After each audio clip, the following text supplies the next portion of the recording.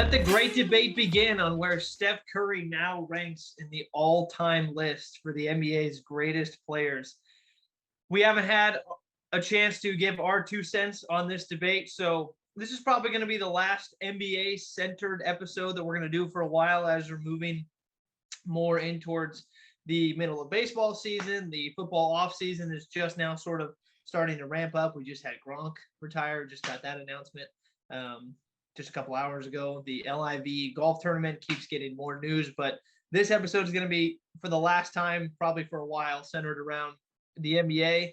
We're going to talk about that championship that the Warriors just won, because my goodness, it did do a lot for Steph Curry's legacy. And the idea that he is now a top 10 player in NBA history is not that far-fetched.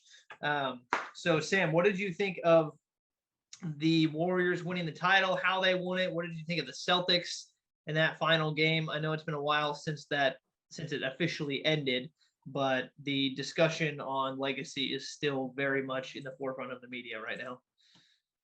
Yeah, I think it played out pretty much what we talked about. I think the Celtics towards the end of that series just ran out of gas, really, with how tough their road was. And the Warriors just were overbearing to that Celtics defense, and they couldn't keep up. I think this was a big learning experience for the young stars of Boston, and Brown and Tatum and Smart and all those guys of that young core. This is a great experience for them. And then now they know what it's actually like to play in the NBA Finals. You're muted. Yep, I do. I got that. I don't think that that's going to be the last time that we see the Boston Celtics in the NBA Finals, especially if they're able to keep that core together. In saying that, I also don't think that's going to be the last time we see the Warriors in the NBA Finals as well. They're already favorites for next year, betting favorites for next year. Yeah, I mean, with all of their new young pieces that they have that contributed this season, they also have Wiseman, who's been hurt, who's going to come back. And if they can get any level of production from him, who knows what he'll end up being. But if he ends up being, what they drafted him to be, then that could be an interesting addition to their team. So the Warriors honestly have just reloaded with how many young players that they have. Poole contributed. Andrew Wiggins was arguably the second most important player for the Warriors throughout that whole playoff run. And Jordan Poole played really well in spots, not great in others, but he contributed a lot. Jonathan Kuminga was a nice addition for them as well. So they've got a lot of nice pieces that they can keep that together. I really don't believe that that's the last time that we're going to see the Warriors in the finals. And it's going to be one more year away from Clay recovering from that injury too. So he should be a little more like himself, because towards the end there, it seemed like he definitely, you couldn't say he was 100% this entire season, right? I don't think that was the 100% Clay, and maybe we never see the full 100% Clay, but it'd be nice to think that with modern medicine and all the treatments and things like that, that he could be one more year away from that injury and then closer to himself. Mm-hmm. Yeah, absolutely. So I was going to use, a lot of this episode was going to be centered around where, The Athletic, you faked me out with your headline. Never mind.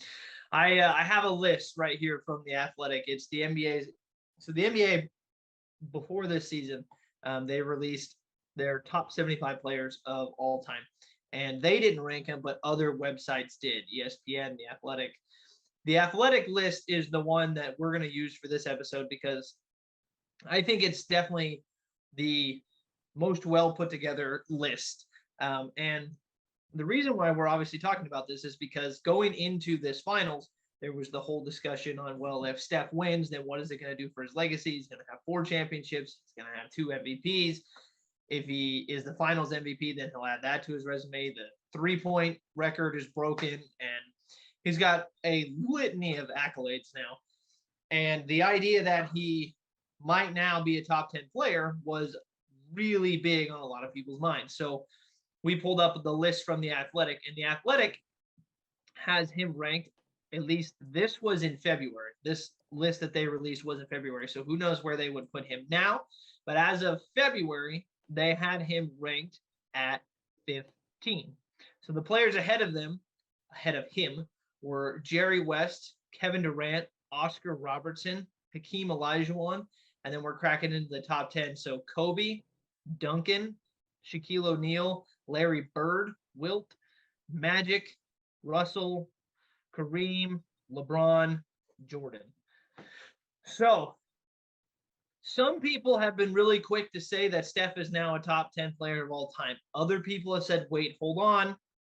If he's going to join that list, you got to take some people out.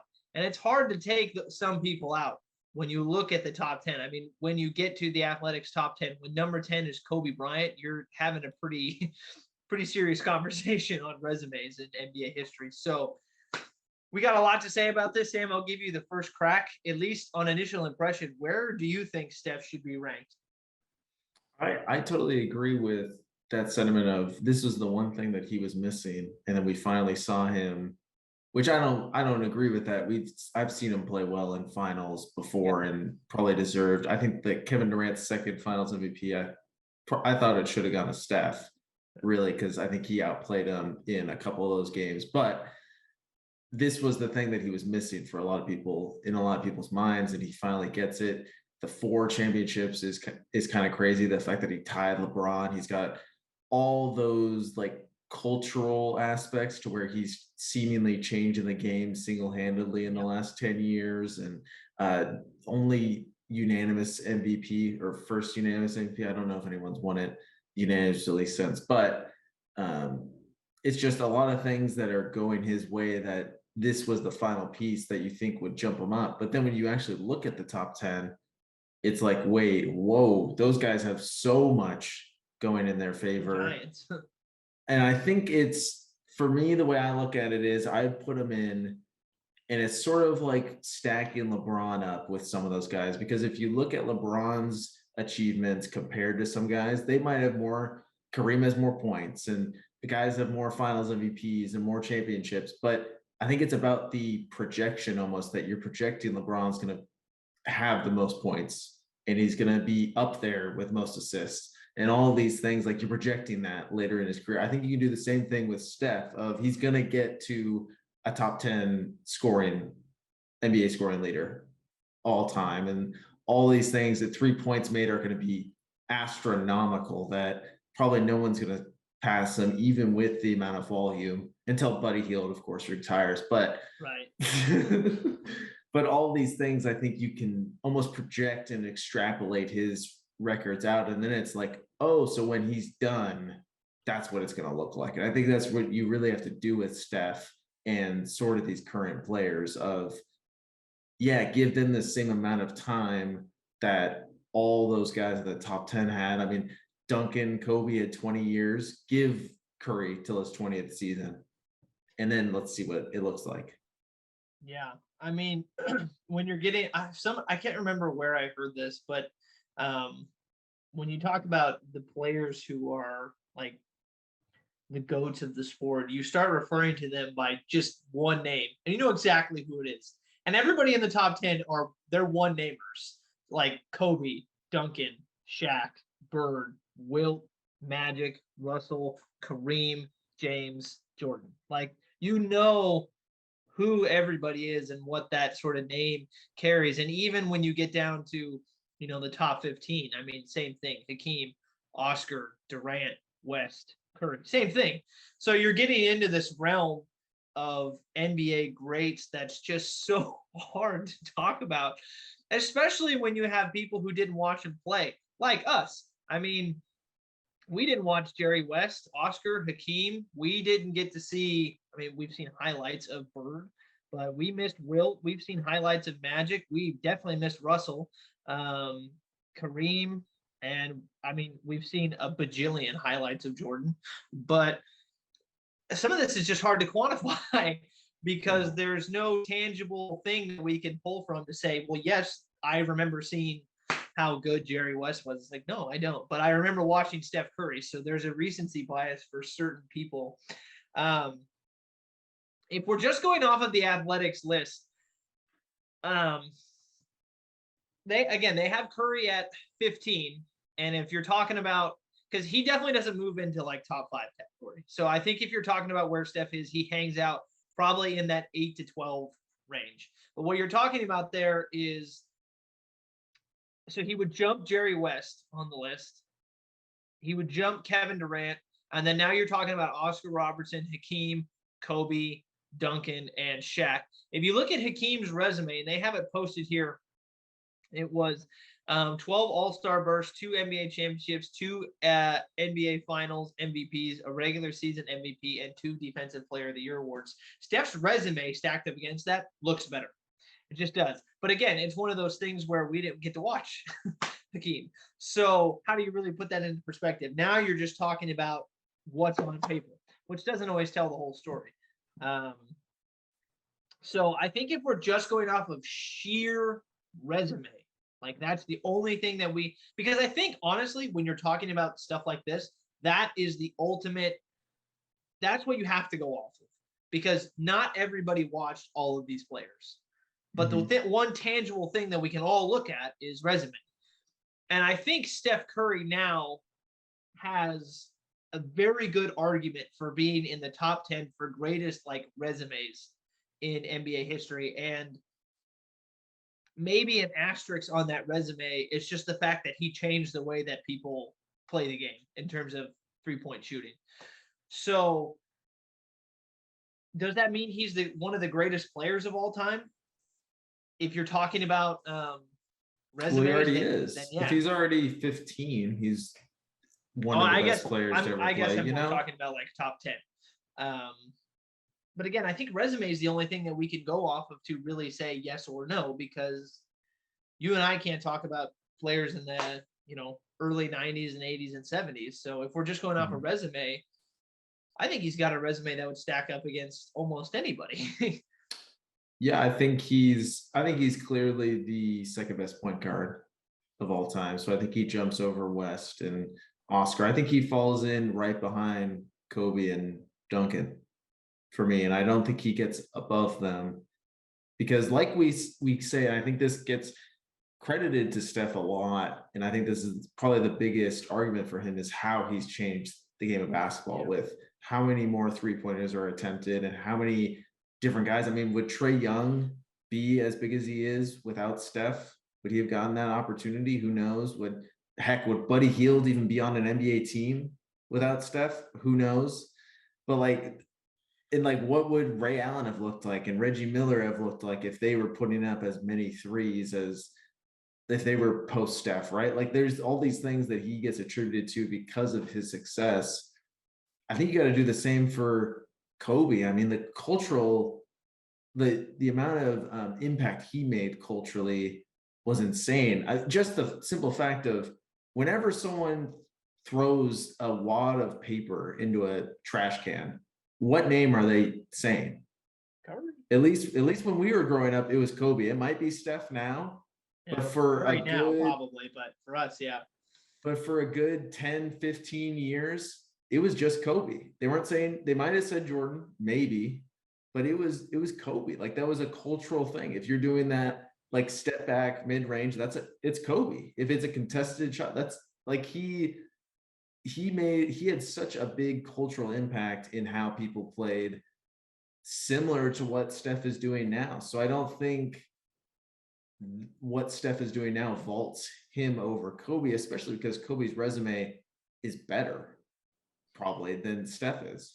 Yeah, and you got to take into account that Kobe was also one of the best defenders of all time too. He was a phenomenal defender. So taking into account how he played the game on both sides of the ball, you have to throw that in there. I think if we're going off of the athletics list, and I'll just go down again from 1 to 10, Jordan, LeBron, Kareem, Russell, Magic, Wilt, Bird, Shaq, Duncan, Kobe, I would put Steph at 11. I that's kind of where I feel comfortable putting him if we're just going off of the athletics list. And I think if I were to make a list, I don't think I would change a lot of almost anything like that, anything on the list. And what's going to be interesting is if he wins another one, because if he gets to five, especially if he does it before LeBron does, I'm not going to say that that's going to vault him way up to 2 because it won't. But what it will do is that it will give him more championships than LeBron. He'll tie Kobe. Tie Magic.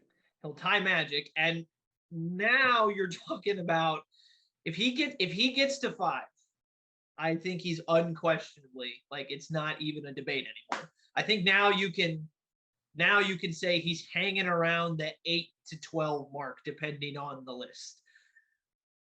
I could hear an argument for him being in there right now if the right points were made.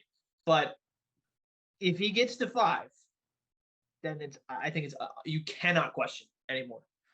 Yeah, I think I'd have to see something that was like if it was just another championship like this where it seemed like he didn't really have to rise up to beat Boston. Like it was just more stayed the course. He was still the best player though. No, unquestionably. He deserved to win Finals MVP, but it wasn't like a LeBron in 2016 scoring 40 in back-to-back games and then the triple-double with 30, right? Like it was just what he had, like 36, 37 in the game 6, which is 3 less points than the 40. No, I totally get it, but it's way different in my head conceptually with what Steph does than what LeBron does. But it just seemed like he didn't have to will his team to a victory. Like that was and that's not a knock on him. It's just a testament to the system that Golden State runs is by committee, right? Like Andrew Wiggins gets that time to shine. Poole gets that time to shine. Clay obviously gets that time to shine, right? So, yeah, I mean, yes, the system does lend to that. And I know that like in game 5, he only had 16 because he didn't need to score that much.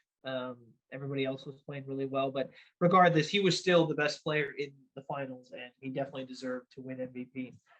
If next year they go out and he outduels Giannis, or somehow Brooklyn makes it to the finals and he outduels KD, I think it's close the door and tell him, hey, you're above Duncan, you're above Kobe at this point. I think that's the kind of the finals that he needs. Right.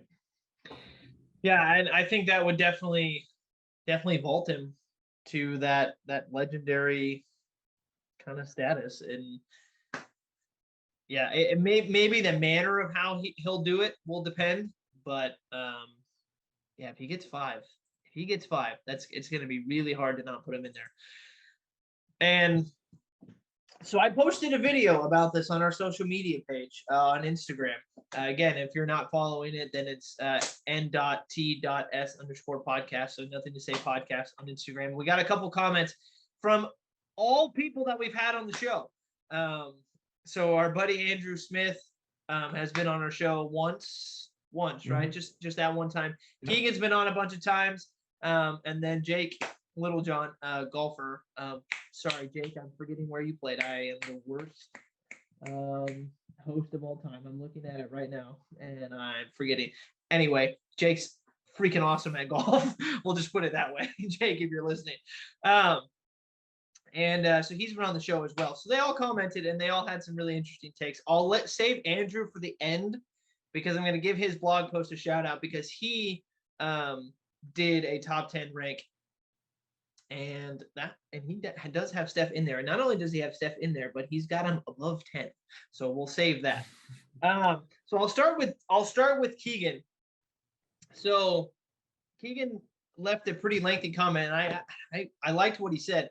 He actually took it a different direction. He actually started to talk about Kerr as well. So he said, and this is coming from Keegan, he said, I think Steph jumped into a lot of people's top 10 all time. Maybe not their most impressive title out of the 4 in terms of their opponents, but you can absolutely argue it was their most meaningful. With what they went through the previous 2 seasons and being able to come out of it just as good, if not better, seals their dynasty as A1 with the Bulls. Also have to consider Kerr being a top 5 coach of all time. So that was another thing that I added to the question was this their most meaningful? And I like the direction that Keegan took it at the end with Kerr because I feel like that's getting undersold a little bit.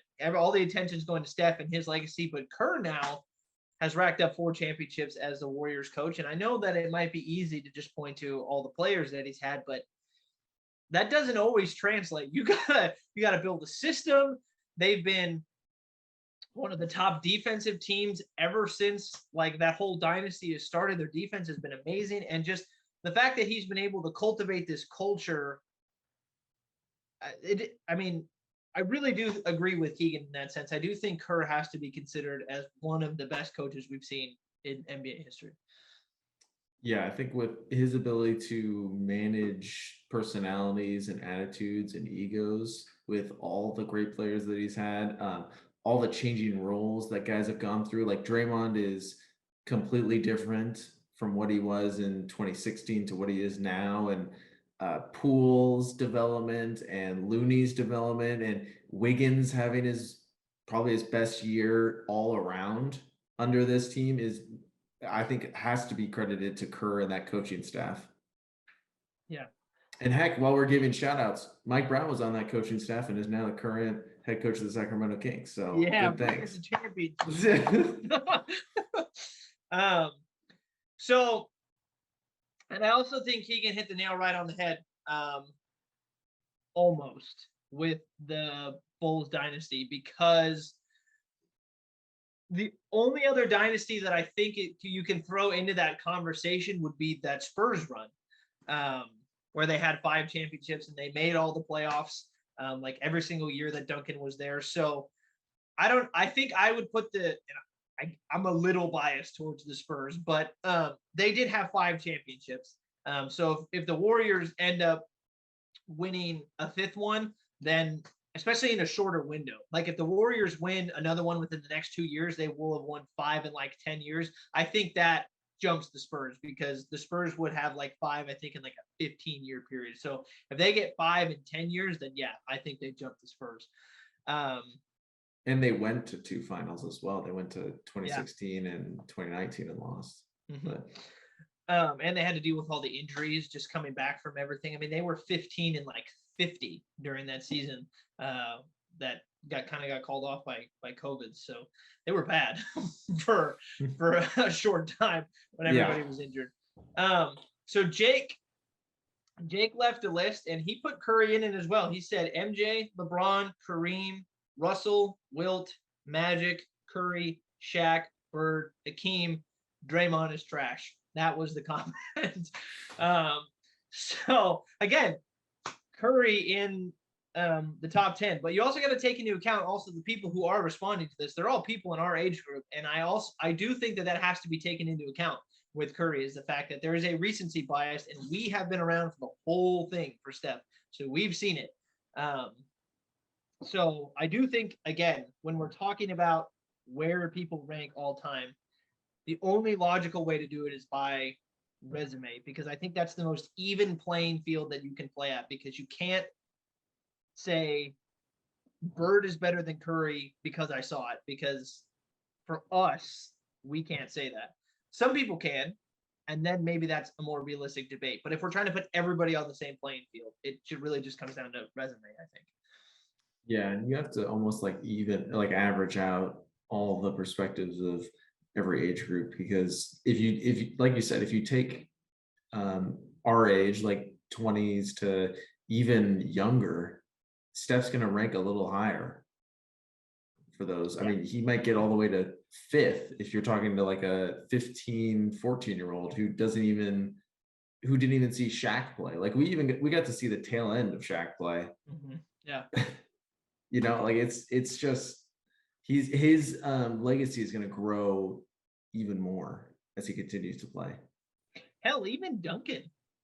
I mean, that Spurs team with Duncan and Parker and Ginobili, and then eventually Kawhi. I mean, I'm a Kings fan, but that Spurs team I loved every second of that dynasty. And there was a period, like a big chunk of time that we missed, or just not that necessarily we missed, but we weren't that old while it was happening.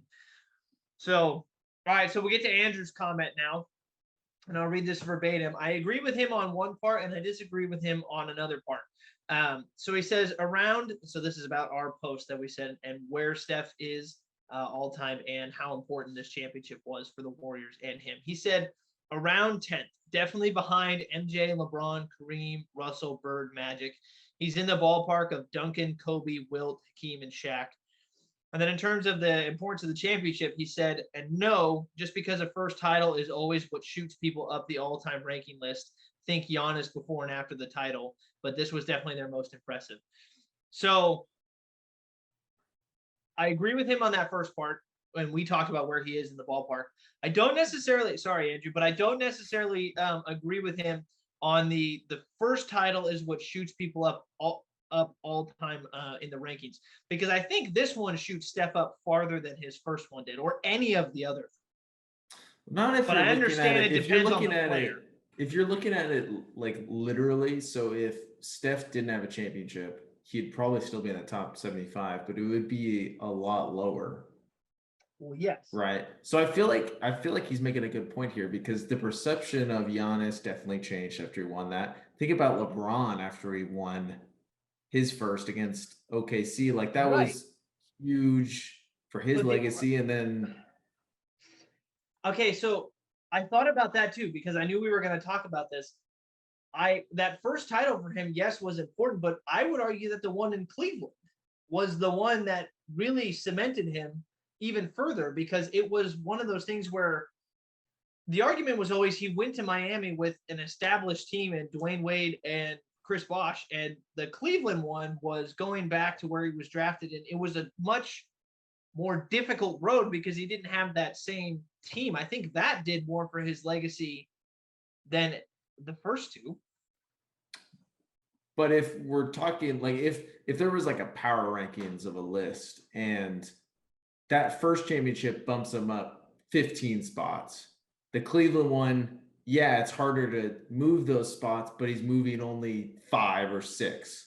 Technically, the 15 is a larger jump. I think is what Andrew is talking about. Right, but I think those jumps are smaller because the farther you get up on the list, the harder it is to jump people.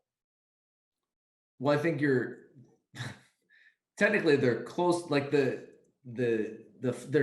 like finite margins of differentiating these players. I mean, Steph at 10 or 11 is pretty close to a top 5 player, right? So technically those jumps are pretty small in comparison, because the difference is it's harder to make those jumps. I'll give you that. The difficulty level is harder. Yeah, but like I think wouldn't jumping Hakeem and Oscar mean more than jumping, like, let me go down to the bottom of the list. It'd mean more than jumping Carmelo and Rodman. But I feel like you just don't even get in the conversation. Like you're not even allowed in the club without a ring. Yes. You're not even invited to the dance without that first one, right? That's almost like that's a necessity at that point. So I feel I agree with Andrew there. Where I disagree is in terms of the Warriors, because I feel like this championship almost repaired somewhat the reputation that they had in a lot of people's minds of going and winning with Kevin Durant and doing that whole thing. And now they come back without him and end up winning. I think it definitely did a lot to repair. Well, that Andrew said it reputation was that they their had. most impressive. So are you kind of saying that too? This one's their most impressive. Yeah. Yeah, I'd say this one is. Yeah. I wish, I agree. and this sucks because Boston did play so well. I wish there was a little bit more star power on the other side too, to where you can say unquestionably that this was such a crazy, because I feel like that's the thing that's now getting thrown out of, like, oh, well, the opponent wasn't super strong. Yeah. Well, so I'm gonna give Andrew's blog a little bit of a shout out here. If you haven't, I mean, if you don't know Andrew, you might not know that he has a blog. And Andrew, I don't know how to pronounce it. It's just Andrew's name spelled backwards. So it's WERDNATHIMS.com. That's his blog. He writes on there pretty frequently. He writes about a lot of different things. One of the most recent ones that he posted was about this topic, was about all-time rankings and comparing players and all that stuff. And there was a paragraph that I want to read from it that I thought was really interesting, and then I'll give you his list. So this is from Andrew's blog, and this is quote, "For instance, I think it's an open debate as to whether Steph or Duncan ranks higher than Kobe all time. And the NBA, I think that their stats are better and might have impacted winning in more ways. While Kobe probably has the edge here, their legacies are at least comparable. Still, if you rolled out a ball at Rutger Park, I think there's a good chance that Kobe and players like Tracy McGrady or Allen Iverson would actually help their teams win more than those like Steph. And who's to discount that? I write all this to say that there's some wiggle room for fun here. So let's respect everyone's views on this stuff. That said, if you don't rank Kareem inside your top 3, kindly get the F out. So here's his list. And I'll start from 1 and go down to 10. It's MJ, LeBron, Kareem, Russell, Magic, Bird, Duncan, Kobe, Steph, Shaq. So he put Steph at 9. And he has him above Shaq, which again, I think with all of these lists, I think if you make an argument for Steph being in the top 10, like at around 9 or 10, I'm not going to sit here and like flip my desk and say that you're wrong. I mean, it's not out of the question. I think he hangs around 9, 10, 11, or 12, and regardless of who he bumps in that area, I think it's a fine list. Yeah, man, we're just splitting hairs here, really. I will say I did sort of make a list right before this, just really quickly, and I think I put Kareem at 4, so I should probably get the heck out of here. Yeah, definitely. So I guess I just can't speak on this matter, but no, just not at all. Not at all. I didn't make a list, so I'm gonna stay.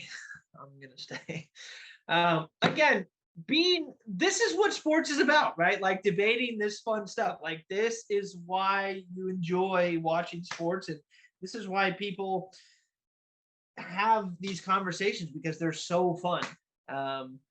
They're realistically impossible to have, but we do it anyway. So, I mean, we'll see what ends up happening with Steph and the Warriors, and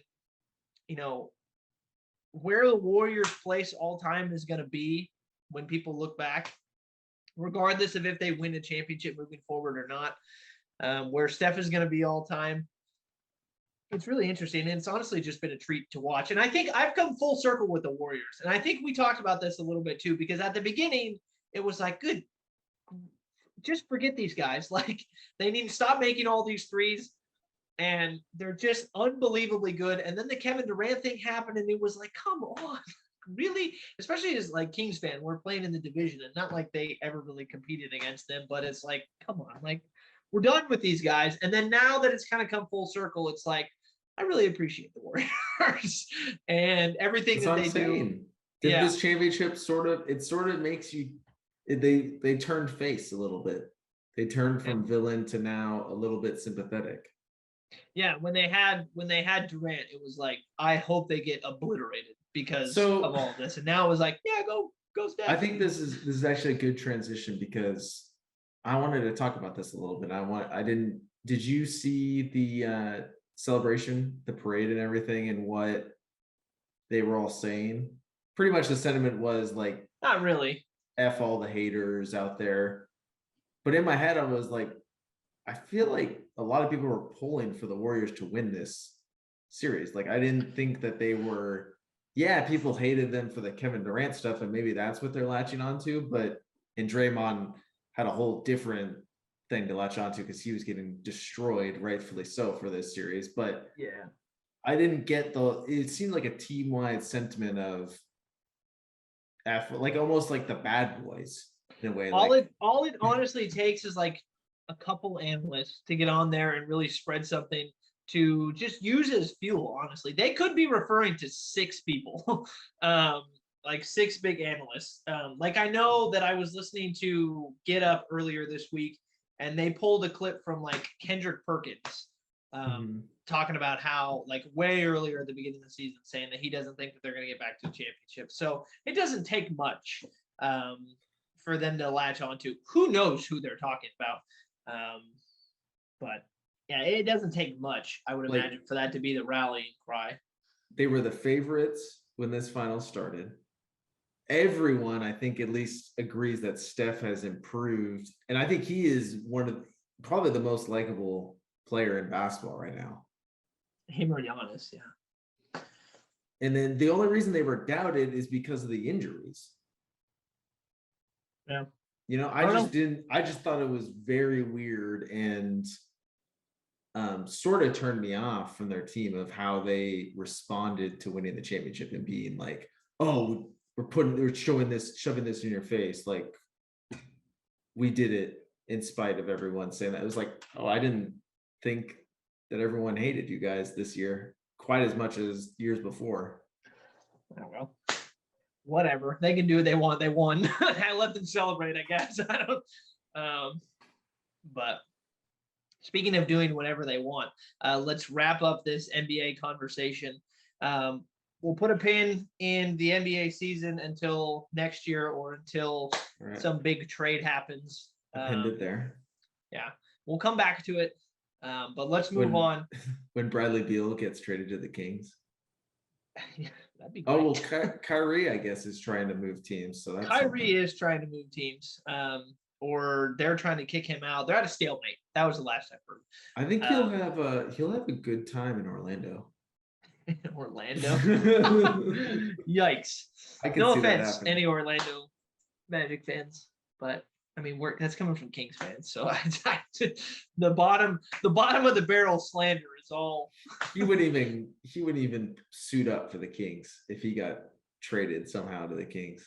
Probably not. But whatever. Don't need him. Anyway, like I said, speaking of doing whatever you want, let's talk about LIV golf.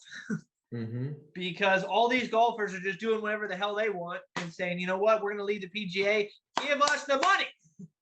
And Brooks Koepka looks like he's going to be the next one to do it. I think it's confirmed.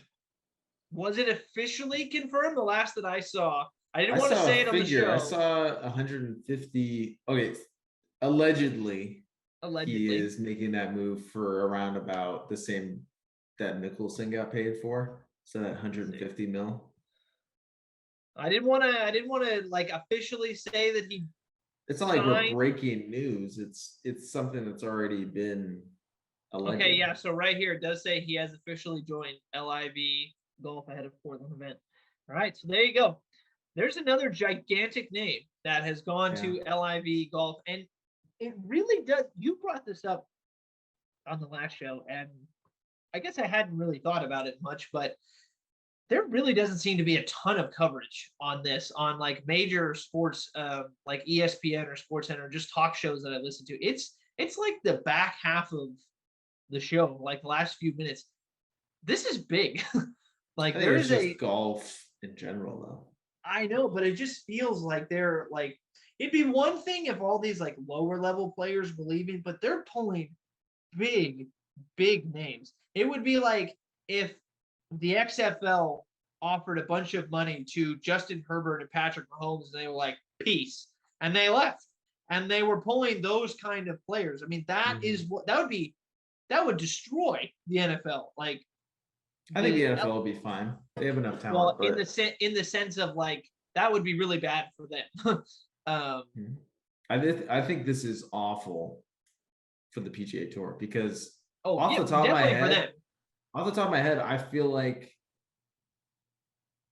there's higher quality. Like there's players right now in the PGA Tour that are playing better, but I think the name value, apart from Rory and Colin Morikawa, I think is definitely leaning towards the LIV when they have DJ, Brooks, Bryson, and Phil. Oh, and I forgot about Tiger. But I guess he doesn't really count because he doesn't play in PGA Tour events. He only plays in the Masters.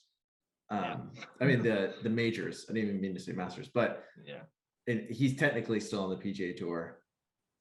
It's just this is a dark time because all these. Oh, and John Rahm is on the PGA Tour. I forgot about him. But all these guys have been saying, hey, we're going to play where the best players are playing. If LIV keeps dwindling down the number of players that are still left in the PGA Tour, the other guys like Rory might be the last guy to just say, I gotta play in these events, or else me winning a PGA Tour event when there's no one in the top 100 Yeah. is like he's just left with no other option. I love the way that Greeny put it, and I still have to listen to the ending portion of his argument, but just the beginning that I heard, he was like, he was basically making the point that he doesn't necessarily blame them for leaving, because if somebody came to you and said you can work a lot less for a lot more money and there's a lot less pressure, why would you not do that? Because the point that he was making is that you have to play well to get paid on the PGA Tour. And the line he said verbatim was, if you shoot 50 over on the LIV Golf Tour, you still get a check for over $100,000. So why wouldn't you go do that?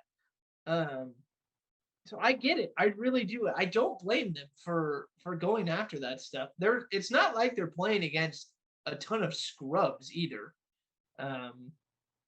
So yeah, this is going to be really interesting to see how this shakes out over the next 6 months. It's just generational talent. Like your kids are going to be set up with the deal like that Brooks just made, and he just got married, maybe potentially settling down, starting a family, thinking, yeah, I'm secure now. He's done. He's good. Like he just made more than probably twice as much that he's made in earnings from the PGA Tour. Oh, yeah. Not talking about sponsorships or anything like that, but just purely earnings. He probably made like 3 times more. And isn't DeChambeau there now too? Yeah. Yeah. So that's just another big name. Yeah, I mean, if they get like a John Rahm or a Colin Morikawa to move over, then some of these guys are just going to have no choice and have to move over, which I think is, I don't know what golf is going to look like if there's no big name players on the PGA Tour, because I don't know how the world rankings work. And Ben Welker, baby. yeah. Oh my, I just don't know how they make that work at that point. I think honestly, the PGA Tour would have to sit there and be like, we got to partner with Live and say that these guys can be on the PGA Tour while also participating. I think that's going to be the end. Yeah, I think that's going to be the end solution that they're going to have to come to. And then just spread out these Live tournaments so then that these guys can still go to PGA Tour events and keep the PGA Tour alive, I think, at that point. I don't know what else you do, honestly, besides partnering with them. And I feel like that's going to be down the line, but it feels like, I don't know. LIV's got the momentum right now, like a lot of it, and they've got the money. But this is honestly awesome for golfers, really, because I think PGA Tour is going to have to start changing the way that almost like the pay scale that they have, of maybe they start making guaranteed money.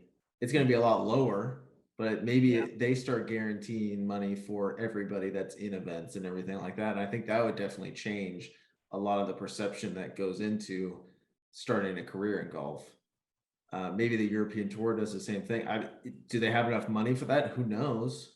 Hopefully they do. Yeah. But if I'm a young kid, I'm picking up some golf clubs and I'm getting to work. I'm chasing after the LIV. It's a little late for us, but if I'm a 7-year-old, 8-year-old, and if my kids, they're gonna be swinging some golf clubs when they're young. Playing some golf, just be like, look, just all we need you to do, and not for us, but for you, to be secure, just go play in one tournament.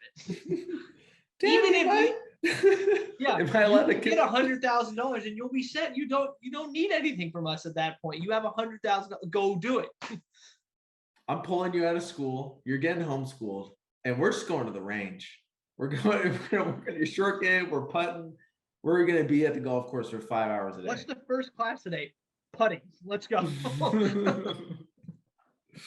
Lunch break on the fairway. Let's go. Yeah, that's right. I had to sell our home because we're paying this hour lesson of Tiger Woods' swing coach. So let's better work out here. Yeah, I know. So It's going to be interesting to see where it ends up. But I feel like the only thing that's going to end up working out in the long run for both of them is if they partner. Otherwise, I think the LIV is just going to like cannibalize the PGA Tour, which would not be good, honestly. Like that wouldn't be ideal or good for anybody, I don't think. Yeah, because no one really, at least the sentiment out of the first one, no one really cares who wins the tournament. Maybe they get the whole team aspect together.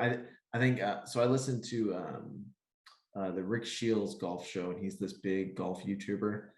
And they were speaking, and they're trying to sort of do like a Formula One style where hopefully they can have like a team TaylorMade and a team Ping and a Cobra and these different things, which I think would be super cool in a golf aspect. It's just, how do you make that the points work for those and really iron that out in this first year to where you're then making a lot of money by selling those seats to a TaylorMade, a Cobra, a Ping, and all those things. I think it's super cool to think about, and hopefully that's where it goes. Options. But then how does PGA really compete with that with their 72 hole like rigorous format? I don't know. And very rigid format, really. Yeah. Who knows? We'll let you know in 6 months. We'll be here. We'll be here to cover it. Yeah, the way it's going, who knows if anyone's going to be left in the PGA Tour? At least the big names. Stuff is coming fast for that league. So, like we play this clip, and then 6 months from now, LIV like went bankrupt, and they're just no longer a thing. The LIV's great. Oh, you mean they're out of money? Oh, that's too bad. The PGA Tour would then do what the Warriors were doing while the haters. They'd pull up this clip and go, "We told you." We told you. All the haters that had nothing to say. The Fans Podcast. Those freaking Raider hat, duck hat people. That'd be huge for us. I couldn't really see what it was until like 10 minutes ago. You could assume though, based off of the color. Yeah, but I couldn't like see the logo, and it's a very bright hat. It's nice though. It was $15. Fair enough. All right, well, that'll wrap it up for us on episode 137. We really appreciate you all listening. We hope you enjoyed probably our final NBA episode for a little while. We'll move a little bit more towards baseball, NFL offseason, and stuff of that nature. Probably a little Formula One. We did talk about Nadal winning the French Open. I think that was a couple weeks ago because we were at a tennis show. Yeah, we are at a closet tennis show. Yeah. And we're secretly turning into a Formula One show too. So. Yeah, Formula One this weekend. We had the Canadian Open in the Canadian Grand Prix in Montreal. Really good show though. We had Charles Leclerc going from 19th all the way to 5th in that race. And big shout out to Yuki Tsunoda with the late crash towards the end. Fan of the show. That caused the safety car to where then you had Carlos Sainz and Max Verstappen at the top 1-2 racing pretty much the final 10 laps for the championship. So that was cool. Not the championship, for the win in the race. It was a good race. Well, there's plenty of them throughout the year to sink your teeth into, and I know I definitely have to get into it a little bit more. And same with baseball. Now that the NBA season's over, I'm going to be turning my attention to baseball and the Yankees right now, and their streak that they're going on. And Judge may be on pace to hit 61 home runs. So we'll see. We'll see. All right. Have a wonderful week, everybody. We will see you all next week with 138. And get out of here. Bye. Peace.